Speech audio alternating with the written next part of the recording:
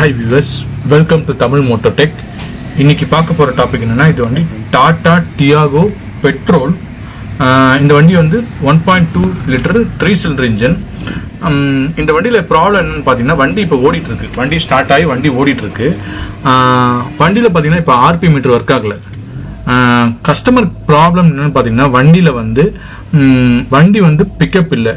வண்டி வந்து ஆக்சிலேட்டர் பாத்தீங்கன்னா ஒரு 2500 ஆர்பிஎத்துக்கு மேல போக மாட்டேங்குது. நான் பாருங்க ஆக்சிலேட்டர் கொடுக்குறேன், வண்டி ஃபுல்லா ஆக்சிலேட்டர் கொடுக்குறேன். ஆர்பி மீட்டர் பாத்தீங்கன்னா ஃபுல்லா அப்படியே ஜீரோலயே தான் நிக்குது. அது தவிர பாத்தீங்கன்னா அந்த ஸ்பேனர் லைட் பாத்தீங்கன்னா செக் இன்ஜின் லைட்டுக்கு இல்ல, அந்த ஸ்பேனர் லைட்ன்ற லைட் அந்த லைட் எரியுது. வண்டியை நான் இப்ப சுவிட்ச் ஆஃப் பண்ணிடுறேன். சுவிட்ச் ஆஃப் பண்ணிட்டு வண்டியை ஸ்டார்ட் பண்றேன். இக்னிஷன் கீ ஆன் பண்ணிட்டு இப்ப வண்டி ஸ்டார்ட் பண்றேன் பாருங்க. வண்டி ஸ்டார்ட் ஆயிடுச்சு. இப்ப ஸ்டார்ட் ஆயிடுச்சு. ஆனா வண்டி வந்து பாத்தீங்கன்னா 2500 ஆர்பிஎத்துக்கு மேல வண்டி போகல. அந்த ஸ்பேனர் லைட் எரிஞ்சிட்டு இருக்கு. இப்ப ஆர்பி மீட்டர் ஒர்க் ஆகுது. முதல்ல ஒர்க் ஆகாம வந்தது. அந்த கன்சர்ன் எப்போ வரும்னா உங்களுக்கு பாத்தீங்கன்னா வண்டி வந்து 2500 ஆர்பிஎத்துல போயிட்டே இருக்கு, நல்லா போயிட்டே இருக்கும். திடீர்னு பார்த்தா ஆர்பி மீட்டர் வந்து அப்படியே டவுன் ஆயிடும். ரன்னிங்லயே அப்படியே டவுன் ஆயிடும். டவுன் ஆயிட்டு ஒர்க் ஆகாது. ஒர்க் ஆகாத போது பாத்தீங்கன்னா இந்த ஸ்பேனர் லைட் எரிய ஆரம்பிக்கும். ஸ்கேன் போட்டு பாக்குறேன். ஸ்கேன் போட்டு பார்த்தா என்னன்னு வரும்னு தெரியும். இந்த ஓபிடி கனெக்டர் பாத்தீங்கன்னா கரெக்டா இந்த இடத்துல தான் நிக்குது. டாடா டியாகோக்கும் டிகருக்கும் ஓபிடி கனெக்டர் பாத்தீங்கன்னா இந்த கன்சோலை கழட்டினா தான் உள்ள இருக்கும். ஓபிடி கனெக்டரை கனெக்ட் பண்ணிட்டு ஸ்கேன்ல என்னென்ன டிடிசி வருதுன்னு பார்க்கலாம். இன்னும் ஒரு கையில வச்சு பண்றதுனால கனெக்ட் பண்றது கொஞ்சம் கஷ்டமா இருக்கு. கனெக்ட் பண்ணிட்டேன். ஸ்கேன் போட்டு பார்த்த உடனே தெரியும் என்னென்ன டிடிசி வருது. நான் இப்போ வண்டியை வந்து சுவிட்ச் ஆஃப் பண்ணிட்டு வெறும் இக்னிஷன் கீ மட்டும் ஆன் பண்ணிருக்கேன். ஸ்கேன் போட்டு பார்க்கலாம். ஏன்னா இது கஸ்டமர் கொடுத்த ப்ராப்ளம் என்னன்னு பாத்தீங்கன்னா வந்து வண்டி வந்து பிக்கப் இல்லை. மெயின் அவருக்கு இந்த செக் இன்ஜின் லைட் பத்திலாம் தெரியல. வண்டி பிக்கப்பே இல்லைங்க, சுத்தமா பிக்கப் இல்லை. வண்டி போயிட்டே இருக்கும், சுத்தமா பிக்கப்பே இல்லை அப்படின்னு சொல்லி கஸ்டமரோட ப்ராப்ளம். இதுல ஸ்கேன்ல பாத்தீங்கன்னா வச்சுங்களேன், டாட்டாவுக்கு எடுத்தீங்கன்னா டியாகோ கிளிக் பண்ணிட்டு டியாகோ கிளிக் பண்ணீங்கன்னா அது டொமஸ்டிக் எக்ஸ்போர்ட் இருக்கும். நம்ம வந்து டொமஸ்டிக், அதான் இந்தியன். இதுல பெட்ரோல் BS4 BS6 இருக்கு. இந்த வண்டி BS4. இது பாத்தீங்கன்னா XM XP XZ. இது வந்து XTன்றது டிக்கில வரும் பாத்தீங்களா. அந்த டிக்கில பாத்தீங்கன்னா அந்த எழுதிருக்கும் உங்களுக்கு என்ன வண்டின்னு. அதை பேஸ் பண்ணி நீங்க கிளிக் பண்ணீங்கன்னா பார்க்கலாம். இப்ப கனெக்ட் பண்ணிட்டேன். இதுல பாத்தீங்கன்னா இன்ஜின் மேனேஜ்மெண்ட் சிஸ்டத்துல பாத்தீங்கன்னா ஒரே ஒரு ஃபால்ட் கோடு மட்டும் காட்டுது, DTC கோடு காட்டுது. அந்த DTC கோடு என்ன, P0336 Crankshaft Position Sensor Signal Non Pulsable.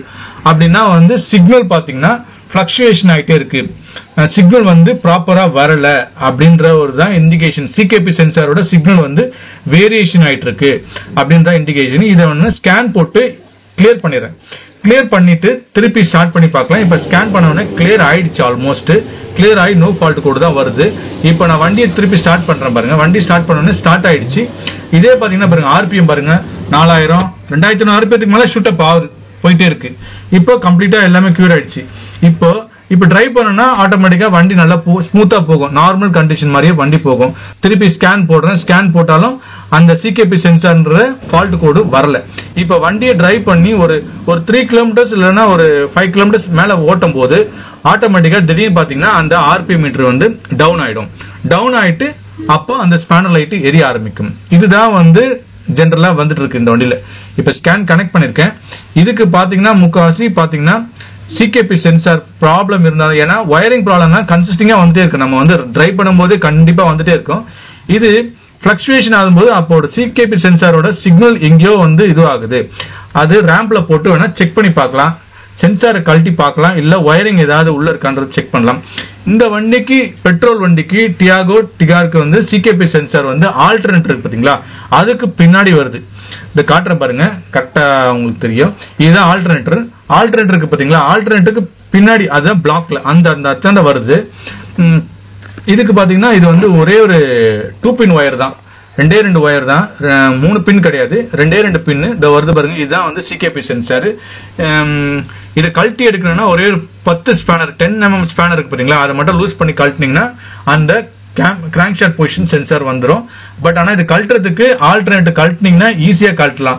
இல்லைன்னா அந்த 10 mm ஸ்பேனர் வந்து சப்போஸ் ஸ்லிப் ஆயிடுச்சுன்னா கழட்டி எடுக்கிறது கஷ்டமாயிடும். இது கழட்டி இருக்கேன் பாருங்க. இதுதான் வந்து CKP சென்சார். 2 பின் வச்சுதான் வரும் இந்த சென்சார். இந்த சென்சார் செக் பண்றதுக்கு முன்னாடி இதோட பார்ட் நம்பர் சொல்றேன். பார்ட் நம்பர் பாத்தீங்கன்னா இதுதான் பார்ட் நம்பர், இந்த ஆரோ மார்க் காட்டுற பாருங்க, அதுதான் பார்ட் நம்பர். ஆனா இந்த பார்ட் நம்பர் வந்து கம்ஃபர்டபிள் ஃபார் இந்த மாடலுக்கு, எல்லா மாடலுக்குமே வருது. பெட்ரோல் இன்ஜினுக்கு, டியாகோ, டிகாரு, அப்புறம் போல்டு, நெக்ஸானுக்கு, அப்புறம் நானோ, எல்லாத்துக்குமே செட் ஆகுது. இதோட பார்ட் நம்பர் எடுத்து பாத்தீங்கன்னா பாருங்க, இந்த இடத்துல டியாகோக்கு இந்த இடத்துல வருது. இதுதான் வந்து டாடா டியாகோக்கு வர CKP sensor location part number.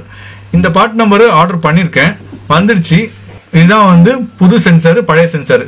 புது சென்சார் மாற்றத்துக்கு முன்னாடி பழைய சென்சார் எப்படி செக் பண்ணலாம், மல்டிமீட்டர் வச்சு எப்படி செக் பண்ணலாம்னு பாருங்க. இந்த சிகேபி சென்சார்ல பாத்தீங்கன்னா ரெண்டு பின் வருது. இந்த 2 பின்னை வந்து மல்டிமீட்டர்ல ஒரு பின் ஒரு கனெக்ஷன்ல இன்னொரு பின்னை கனெக்ட் பண்ணிட்டு ரெசிஸ்டர் வேல்யூ செக் பண்ணுங்க. ரெசிஸ்டர் வேல்யூ செக் பண்ணும்போது வந்து ஹோம்ஸ் லெவல்ல வந்து 20K ஹோம்ஸ் லெவல்ல வச்சுக்கோங்க. வச்சுட்டு மல்டிமீட்டர் ரெண்டுத்தையும் வந்து அந்த பின்ல கனெக்ட் பண்ணீங்கன்னா ரெசிஸ்டர் வேல்யூ வந்து காட்டும். பட் ஆனா வண்டியில் இந்த பழைய சென்சார்ல பாத்தீங்கன்னா ரெசிஸ்டர் வேல்யூ காட்டவே இல்லை, சுத்தமா 0 இருந்தது. இதுதான் வந்து போஷ் சப்ளை பண்ற சிகேபி சென்சார். சோ புதுசு செக் பண்ணி பார்த்து ரெசிஸ்டர் வேல்யூ வருது. அதனால இப்ப புது சென்சார் மாட்டுறேன். ஏன்னா சென்சார் ஆர்டர் பண்ணி ஆல்மோஸ்ட் ஒரு 2 days ஆச்சு வரத்துக்கு.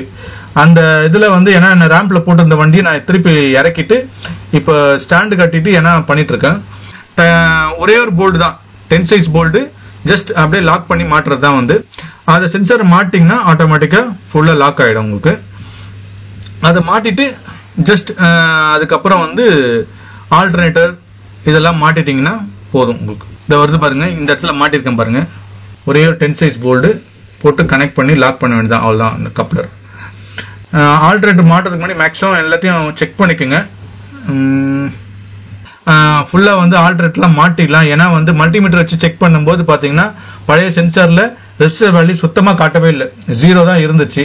அதனால சரி சென்சாரை மாட்டிட்டு எல்லாத்தையும் கம்ப்ளீட்டா அதர் அக்சசரிஸ் எல்லாத்தையும் கழட்டி நம்ம எல்லாத்தையும் மாட்டிடலாம்னு சொல்லிட்டு பெல்ட் எல்லாமே மாட்டிடுறேன். இது பெல்ட் பாத்தீங்கன்னா ஒரே ஒரு டிரை பெல்ட் தான் வரும், சிங்கிள் டிரை பெல்ட் ஃபார் எல்லாத்துக்குமே வருது. பட் ஆனா 2020ல இருந்து வந்த மாடலுக்கு எல்லாமே பாத்தீங்கன்னா 2 டைப் வருது, 2 பெல்ட் வரும்.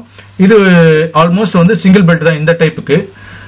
எல்லாம் முடிச்சிட்டேன், எல்லா அக்சசரிஸ் எல்லாம் மாட்டி எல்லாம் வண்டி எல்லாம் கீழே இறக்கிட்டு இப்போ ஸ்கேன் போட்டு வண்டி ஸ்டார்ட் பண்ணதுக்கு முன்னாடி திருப்பி ஒரு தடவை ஸ்கேன் போட்டு ஏதாவது டிடிசி வருதான்னு செக் பண்ணிக்கலாம். பட் இருந்தாலும் வந்து பேட்டரி எல்லாம் ஃபுல்லா கழட்டினால எல்லாமே எரேஸ் ஆயிட்டு இருக்கும். இருந்தாலும் ஸ்கேன் போட்டு ஃபர்ஸ்ட் கிளியர் பண்ணிக்கிறேன், என்னென்ன டிடிசி வருது அதை பேஸ் பண்ணி வேற ஏதாவது இருக்கான்றது செக் பண்ணிக்கலாம்னு சொல்லிட்டு ஸ்கேன் போடுறேன். ஓபிடி கனெக்டர் ஆல்மோஸ்ட் பாத்தீங்கன்னா டியாகோக்கும் டிகாருக்கும் இந்த இடத்துல தான் வரும், அது செக் பண்ணிக்கோங்க. அதே மாதிரிதான் சிமிலர் அந்த வெஹிக்கிள் பேசஞ்சர்ஸ், இது பேசஞ்சர் இருக்கு டாடா டியாகோ, இது டொமஸ்டிக் போயிடுங்க. டொமஸ்டிக்ல பெட்ரோல், இது வந்து BS4 வெஹிக்கிள். இந்த பாத்தீங்கன்னா டிக்கில பாத்தீங்கன்னா தெரியும் இந்த எக்ஸ்டீன் போட்டிருக்கிறது. கம்ப்ளீட்டா ஹெல்த் ரிப்போர்ட்டே போட்டுறேன். ஹெல்த் ரிப்போர்ட் போட்டோன்னா வந்து எல்லா வேற ஏதாவது என்னென்ன இருக்கோ எல்லா இன்ஃபர்மேஷன்ஸும் வந்துச்சுன்னா அதை பேஸ் பண்ணி டயக்னோஸ் பண்றதுக்கு ஈஸியா இருக்கும்.